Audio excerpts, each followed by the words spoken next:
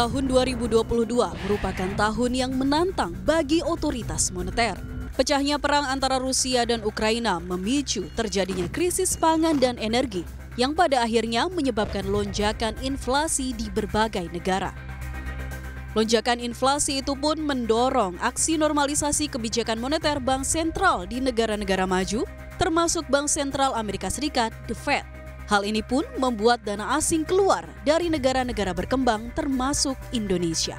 Di sepanjang tahun 2022, dana asing yang keluar dari pasar surat berharga negara atau SBN Indonesia mencapai 128,98 triliun rupiah. Porsi kepemilikan asing di SBN pun susut dari 19,05% di akhir tahun 2021 menjadi hanya 14,36% di akhir 2022. Hal ini pun pada akhirnya menghantam nilai tukar rupiah. Pelemahan rupiah di sepanjang tahun 2022 tercatat sekitar 9%. Padahal Bank Indonesia telah menaikkan suku bunga acuan sebesar 200 basis poin di sepanjang tahun 2022 demi menjaga daya tarik pasar keuangan domestik di tengah aksi normalisasi kebijakan moneter The Fed dan mengendalikan inflasi yang juga mulai meningkat. Memang bukan hanya Indonesia yang mata uangnya melemah. Negara Asia lainnya pun mengalami hal yang sama. Bahkan Indonesia merupakan salah satu yang kelemahan mata uangnya tidak terlalu dalam. Namun, pelemahan rupiah tersebut tetap cukup disayangkan, mengingat kinerja ekspor Indonesia sangat bagus di sepanjang tahun 2022.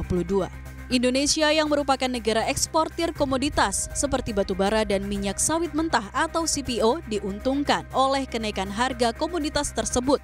Dan neraca perdagangan Indonesia pun telah mencatat surplus dagang Indonesia hingga 31 bulan beruntun. Ini berarti seharusnya Indonesia memperoleh banyak devisa hasil ekspor yang dapat membantu menjaga stabilitas nilai tukar rupiah.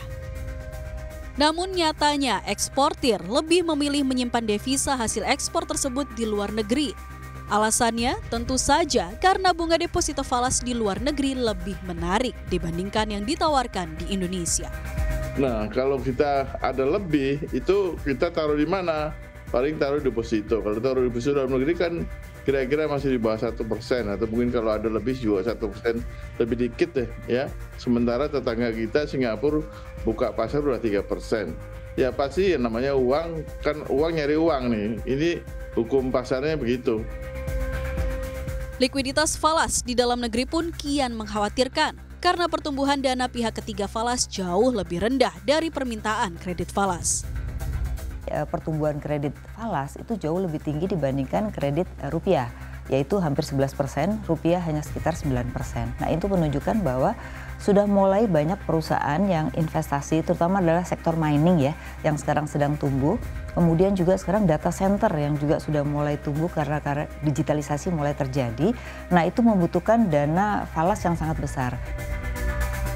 Bank Indonesia mengaku bahwa pihaknya menggelontorkan cadangan devisa yang cukup besar untuk menjaga rupiah di sepanjang 2022. Cadangan devisa Indonesia selama tahun 2022 susut 10,9 juta dolar Amerika Serikat atau 7,5% menjadi 133,99 juta dolar Amerika Serikat. Nilai tukar kami tahun ini memang mati-matian untuk menstabilkan nilai tukar. Kami intervensi dalam jumlah yang besar. Kenapa cadangan devisa kami turun dari 139,9 menjadi sekitar 130,1.